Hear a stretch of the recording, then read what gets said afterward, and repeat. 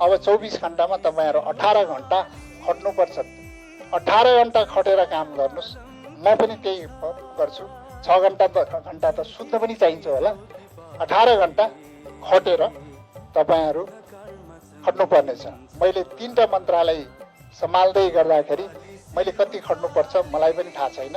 मैले 30 वर्ष काम गर्दाखेरि पनि मैले सधैँ यो फर्मुला, यो जुन right man in right place in right time मैले सधैँ भन्ने गरेको छु। र मेरो लागि काम महत्त्वपूर्ण हो, जनताको सेवा महत्त्वपूर्ण हो। कसैले, मेरो शत्रुले पनि, मलाई धेरै अप्ठ्यारो पार्ने व्यक्तिहरूले पनि, कर्मचारी साथीहरूले पनि डराउनु पर्दैन।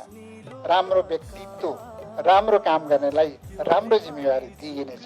कर्मचारी सरुवा जिम्मेवारी प्रदान गर्ने लगायतका विषयमा सुनिएका अनियमिततालाई नियन्त्रण मात्रै न निर्मूल गरी सुशासन कायम गर्न उपयुक्त व्यक्तिलाई उपयुक्त जिम्मेवारी, right man in right place in right time, कसैप्रति पूर्वाग्रही र प्रतिशोध गरिने छैन।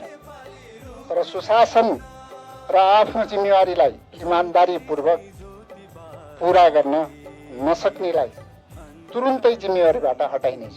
देशको अहिलेको अवस्थालाई हेरेर काम गरिदिनुस्। काम चाहिएको छ, सेवा चाहिएको, प्रभावकारी सेवा चाहिएको छ। कसैप्रति हाम्रो पूर्वाग्रही भएर मैले काम गर्ने छैन। तपाईहरुसँग सहकार्यमा, सल्लाहमा काम गरिनेछ। तर काम एकदमै द्रुत गतिमा हुनुपर्नेछ। हामीसँग 6 महिनाको समय छ। 6 महिनाको समय भनेको त्यतिकै जान्छ। यो समय खादा माला लगाएर तामझाम गर्नु होइन। काम गरेर जेनजी पुस्ताले देखेको सपना साकार गर्ने हो। धेरै ठुलठुला कामहरू गर्छु भनेर घोषणा गर्ने आएको पनि होइन। ठुला काम सुरुवात गर्छौँ हामी। मेरो पारदर्शितामा कतैबाट क्वेसन आयो भने कर्मचारी साथीहरू र पत्रकार साथीहरूले सिधा आएर मलाई कम्प्लेन गर्न सक्नुहुनेछ। मैले एउटा ठुलो चुनौती लिएर आएको छु, सानो चुनौती लिएर आएको छैन। त्यो चुनौती